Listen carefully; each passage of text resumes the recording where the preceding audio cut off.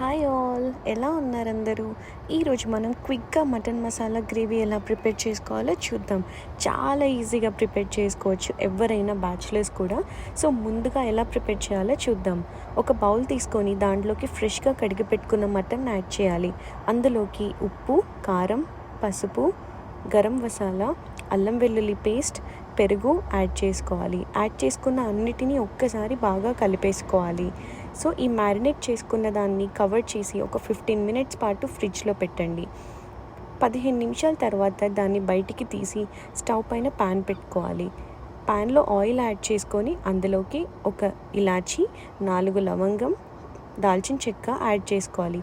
ఇప్పుడు అందులోకి కట్ చేసి పెట్టుకున్న ఆనియన్స్ అండ్ పచ్చిమిర్చి వేసుకోవాలి.